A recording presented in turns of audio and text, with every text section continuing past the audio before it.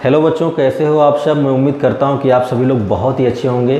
प्यारे बच्चों, पिछले वीडियो में हम लोगों ने सीखा था कि ग्राफीय विधि से समीकरणों का हल कैसे निकाला जाता है। आज की इस वीडियो में हम लोग सीखेंगे कि बिना ग्राफ खींचे हम समीकरणों का हल कैसे निकाल सकते हैं। तो प्यारे बच्चों, अगर अभी तक आपने इससे पहले की वीडियोज़ नहीं देखी हैं तो उनकी लिंक आपको इस वीडियो के डिस्क्रिप्शन बॉक्स में मिल जाएंगी, आप वहाँ से देख सकते हैं या फिर प्लेलिस्ट में जाकर आप सभी वीडियो देख सकते हैं।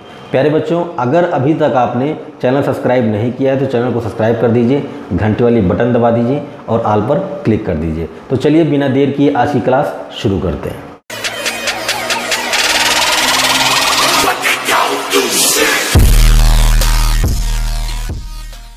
तो प्यारे बच्चों, आज का टॉपिक है अनुपातों की तुलना करके समीकरणों का हल ज्ञात करना। तो आइए देखते हैं कि कैसे हम लोग अनुपातों की तुलना करते हैं और कैसे हमें समीकरणों का हल प्राप्त होता है। अगर आपको समीकरणों का हल निकालना है तो आपको दो समीकरण मानने होंगे, ठीक है। तो मान लेते हैं, कहते हैं कि पहला समीकरण है a1x plus b1y plus c1 equal to 0। भाई रैखिक समीकरण जो होते हैं वो इसी रूप में तो होते हैं। तो हमने कहा कि पहला समीकरण हमें मिला a1x plus b1y plus c1 equal to 0 और दूसरा समीकरण है a2x plus b2y plus c2 equal to 0, ठीक है। हम लोग एक बात और अच्छी तरीके से जानते हैं कि जो भी रैखिक समीकरण होते हैं वो रेखाओं को प्रदर्शित करते हैं। तो हमने कह दिया कि ये जो है रेखा L1 को प्रदर्शित करता है और ये रेखा L2 को प्रदर्शित करता है, ठीक है। हम लोग एक बात और जानते हैं कि अगर हम इन दोनों रैखिक समीकरणों का ग्राफ खींचें तो हमें तीन स्थितियां प्राप्त होती हैं। पहली स्थिति, जब दोनों रेखाएं क्या करें, एक दूसरे को सिर्फ एक ही बिंदु पर प्रतिच्छेद करें, है ना, मैंने बताया था पिछले वीडियो में आपको। दूसरी स्थिति, जब दोनों रेखाएं एक दूसरे के क्या हों, समांतर हों, कहीं भी स्पर्श ना करें।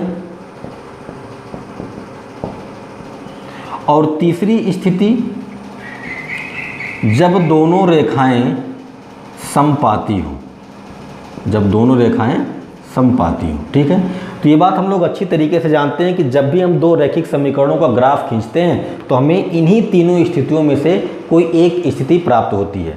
लेकिन यहाँ पर हमें ग्राफ नहीं खींचना, बिना ग्राफ खींचे हम लोग बताएंगे कि इन तीनों में से कौन सी स्थिति हमें प्राप्त होगी। उसके लिए आपको करना क्या है, उसके लिए आपको कुछ नहीं करना है, बस अनुपातों की तुलना करनी है। अब अनुपातों की तुलना कैसे करेंगे, देखो इस समीकरण में x का गुणांक a1 है, y का गुणांक b1 है और यहाँ पर c1 है, ठीक है। इस वाले में x का गुणांक a2 है, y का b2 है, फिर c2 है। हमें क्या करना है, हमें कुछ नहीं करना, हमें a1 बटे a2 निकाल लेना है, b1 बटे b2 निकाल लेना है और c1 बटे c2 निकाल लेना है। बात समझ में आई। a1 बटे a2 निकालेंगे, b1 बटे b2 निकालेंगे, c1 बटे c2 निकालेंगे। उसके बाद हम लोग चेक करेंगे, तीन स्थितियां बनेंगी।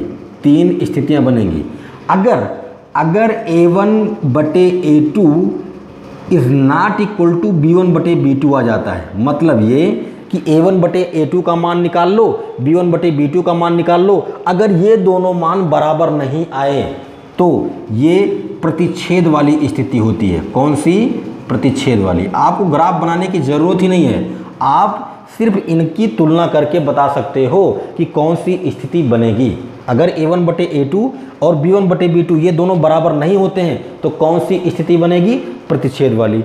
अगर a1 बटे a2 is equal to b1 बटे b2 is not equal to c1 बटे c2 आता है, अगर a1 बटे a2 और b1 बटे b2 का मान बराबर आ जाए लेकिन c1 बटे c2 का मान बराबर ना हो तो यहाँ पर जो कंडीशन बनती है वो समांतर वाली बनती है। कौन सी बनती है, समांतर वाली बनती है। अगर a1 बटे a2 is equal to b1 बटे b2 is equal to c1 बटे c2, यानी तीनों बराबर हो जाएं, अगर तीनों बराबर हो जाते हैं तो यहाँ पर कंडीशन बनती है समपाती वाली। तो आपको ग्राफ खींचने की ज़रूरत ही क्या है, आपको दो समीकरण दिए जाएंगे, आप सिर्फ क्या करो, उनके अनुपातों की तुलना कर दो। अगर ये वाला कंडीशन आता है तो प्रतिच्छेद वाला, ये वाला आता है तो समांतर वाला, ये वाला आता है तो संपाती वाला, ठीक है। और आप अच्छी तरीके से जानते हैं कि जब प्रतिच्छेद वाली स्थिति हमें प्राप्त होती है तब हमें कितने हल प्राप्त होते हैं, केवल एक हल। कितना हल मिलता है, केवल एक हल, है ना, मैंने बताया था। जब समांतर वाली स्थिति आती है तो ऐसे सिचुएशन में हमें कोई हल नहीं मिलता है। भाई जब दोनों रेखाएं एक दूसरे को कहीं स्पर्श ही नहीं करेंगी तो हमें कोई हल मिलेगा, नहीं मिलेगा। और जब संपाती वाली स्थिति आती है तब हमें अनेक हल मिलते हैं। क्यों? क्योंकि भाई जब एक रेखा के ऊपर दूसरी रेखा आ जाएगी तो वो तो एक दूसरे को इनफाइनाइट पॉइंट्स पर टच करेंगी। तो अगर बहुत सारी बिंदुओं पर टच करती हैं तो वहाँ पर बहुत सारे सोल्यूशन होंगे, ठीक है। तो इतनी बातें आप अच्छी तरीके से समझ गए होंगे कि अगर ये वाली स्थिति बनती है तो प्रतिच्छेद वाली स्थिति मिलेगी और ऐसी दशा में हमें केवल एक हल मिलेगा। अगर ये वाली स्थिति बनती है तो समांतर वाली स्थिति प्राप्त होगी और ऐसे सिचुएशन में हमें कोई हल नहीं मिलेगा। और अगर ये वाला बनता है तो हमें अनेक हल मिलेंगे, ठीक है। अब हम क्या करेंगे, अब हम इसके लिए एक टेबल बनाएंगे, एक सारणी बनाएंगे और उस सारणी को आप याद रखेंगे, ठीक है। तो चलिए बनाते हैं। तो प्यारे बच्चों, आपका जो टेबल बनेगा उसमें आप पहला कॉलम रखोगे अनुपातों की तुलना, अनुपातों की तुलना, ठीक है। दूसरा जो कॉलम बनेगा उसमें आप लिखोगे ग्राफीय निरूपण। क्या लिखोगे, ग्राफीय निरूपण। और जो तीसरा कॉलम बनेगा उसमें लिखोगे बीजगणितीय निरूपण। बीजगणितीय निरूपण को हम लोग क्या बोलेंगे, सॉल्यूशन यानी हल बोलेंगे, ठीक है। और यहाँ पर आगे लिख देते हैं क्रम संख्या, ठीक है। तो ये 4 कॉलम बनाओगे, ठीक है। अब अगर हमें पहली स्थिति मिल जाए a1/a2 is not equal to b1/b2, अगर हमें पहली स्थिति मिल जाए a1/a2 is not equal to b1/b2, तब यहाँ पर कैसा ग्राफ बनेगा, प्रतिच्छेद वाला। कैसा ग्राफ बनेगा, प्रतिच्छेद वाला, ठीक है। और ऐसी सिचुएशन में कितने हल होंगे, एक हल। कितने हल होंगे, एक हल, जिसको हम लोग अद्वितीय हल बोलते हैं, ठीक है। दूसरी स्थिति अगर हमें ऐसी मिलती है कि a1/a2 is equal to b1/b2 is not is equal to c1/c2, तब हमें कैसा ग्राफ मिलेगा, तब हमें जो ग्राफ मिलेगा उसमें दोनों रेखाएं क्या होंगी, समांतर होंगी। उसमें दोनों रेखाएं समांतर होंगी। और ऐसे सिचुएशन में हमें कितने हल मिलेंगे, कोई भी हल नहीं मिलेगा, हमें कोई हल नहीं मिलेगा, ठीक है। तीसरी स्थिति अगर बन जाए a1/a2 is equal to b1/b2 is equal to c1/c2, तब ग्राफ कैसा होगा, तब ग्राफ संपाती होगा, यानी दोनों रेखाएं एक दूसरे के ऊपर होंगी, है ना। ऐसे सिचुएशन में हमें कितने हल मिलेंगे, ऐसे सिचुएशन में हमें अनेक हल मिलेंगे, ठीक है। तो प्यारे बच्चों, मैं उम्मीद करता हूं कि आप समझ गए होंगे और आपको ये टेबल याद भी हो गया होगा, क्योंकि इसमें कुछ नया था ही नहीं। हम लोगों ने जो अभी तक बात किया उसी को हम लोगों ने इसमें लिख दिया, ठीक है। तो ये टेबल आप याद रखेंगे, क्योंकि जब आप एक्सरसाइज सॉल्व करेंगे तो आपकी ये हेल्प करेगा, ठीक है। अब हम 1-2 एग्जाम्पल लेते हैं और आपको समझाते हैं कि कैसे हम लोग अनुपातों की तुलना करके समीकरणों का हल निकालते हैं। तो प्यारे बच्चों, मैंने यहाँ पर 3 एग्जाम्पल लिया है और इन तीनों एग्जाम्पल्स में 2-2 रैखिक समीकरण हैं। हमें बताना है कि इन समीकरणों का सलूशन कैसा होगा, इनका हल कैसा होगा, ठीक है। तो जब भी आपको 2 रैखिक समीकरण दिए जाएं और आप उनके अनुपातों की तुलना करने चल रहे हो तो आपको ये दोनों रैखिक समीकरण याद होने चाहिए, ठीक है। क्योंकि हम लोग इनसे इनकी तुलना करेंगे तो हमें a1, b1, c1, a2, b2, c2 का मान मिल जाएगा, ठीक है। तो देखो, इस वाले से इस वाले की तुलना करो तो आपको a1 का मान क्या मिलेगा, a1 का मान क्या मिलेगा, यहाँ पर कुछ नहीं तो 1 है ना। तो a1 का मान मिल गया 1, बात समझ में आई। b1 का मान कितना है, b1 का मान -2। यहाँ पर आप गलती मत करिएगा कि केवल 2 लिख दीजिए, नहीं, चिन्ह सहित होता है। तो b1 का मान कितना, -2। और c1 की बात करें तो c1 कितना है, c1 तो 0 है, ठीक है।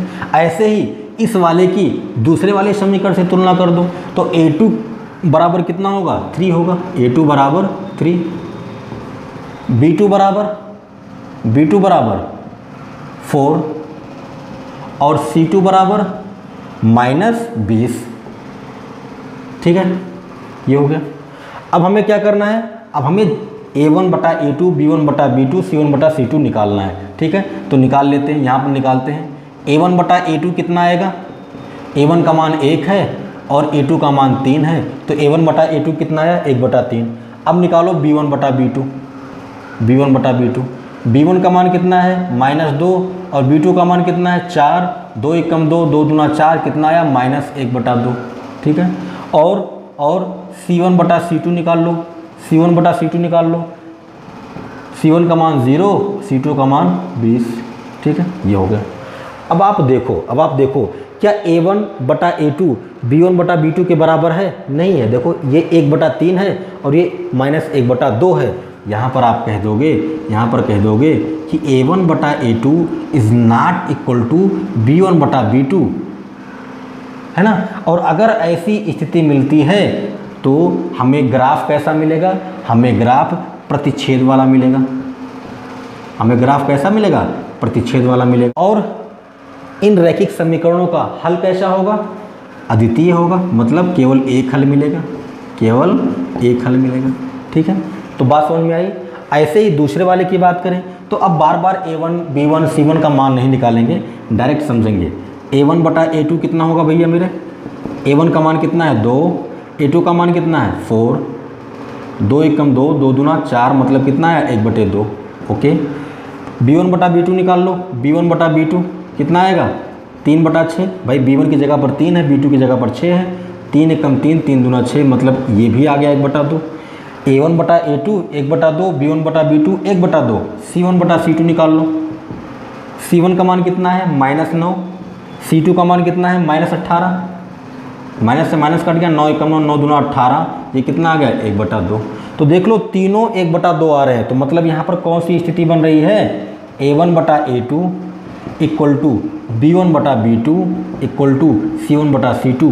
और अभी मैंने बताया कि जब A1 बटा A2 इक्वल टू B1 बटा B2 इक्वल टू C1 बटा C2 हो जाए तो आपका जो ग्राफ होगा ना वो समपाती वाला होगा। कौन सा होगा, समपाती वाला होगा।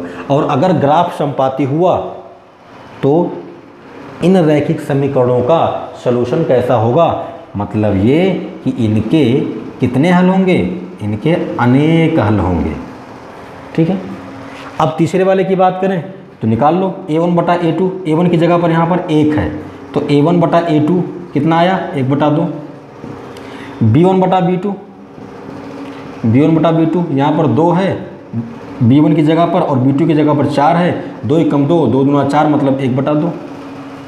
ठीक है, C1 बटा C2 निकाल लो, C1 बटा C2, C1 की जगह पर -4, C2 की जगह पर -12, माइनस से माइनस कट गया, 4 एकम 4, 4 तियाँ 12, मतलब 1 बटा 3।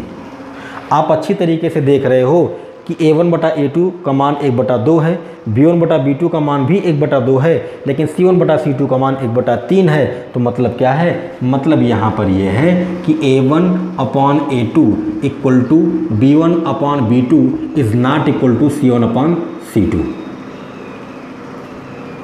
अगर ऐसी स्थिति मिलती है तो आपका ग्राफ कैसा होगा, आपका ग्राफ समांतर होगा। कैसा होगा, समांतर होगा। ठीक है, और अगर आपका ग्राफ समांतर हुआ तो इसके कितने हल होंगे, इसके कोई भी हल नहीं होंगे, इसके कोई भी हल नहीं होंगे। तो आप यहाँ लिख दीजिए, है ना, वहाँ जगह नहीं है तो यहाँ लिख रहा हूँ, इसका क्या होगा, कोई हल नहीं होगा। ठीक है, तो आपको ऐसे 2 रैखिक समीकरण दिए जाएंगे और आपको क्या करना होगा, आपको अनुपातों की तुलना करके उनका सलूशन पता करना होगा। तो प्यारे बच्चों, मैं उम्मीद करता हूँ कि आपको सारी बातें अच्छी तरीके से समझ में आ गई होंगी। फटाफट वीडियो को लाइक कर दीजिए, जितना हो सके उतना शेयर कर दीजिए ताकि और बच्चे सीख सकें और बच्चे पढ़ सकें। प्यारे बच्चों, अगर अभी तक आपने चैनल सब्सक्राइब नहीं किया है तो चैनल को सब्सक्राइब कर दीजिए, घंटी वाली बटन को दबा दीजिए और ऑल पर क्लिक करना बिल्कुल मत भूलिएगा, क्योंकि अगर आप ऑल पर क्लिक नहीं करेंगे तो आपको लेटेस्ट वीडियो की नोटिफिकेशन नहीं मिलेगी। प्यारे बच्चों, अगर आप ये वीडियो फेसबुक पर देख रहे हैं तो वीडियो को लाइक कीजिए और फेसबुक पेज को फॉलो कीजिए। मिलते हैं नेक्स्ट वीडियो में, तब तक अपना ख्याल रखें। धन्यवाद।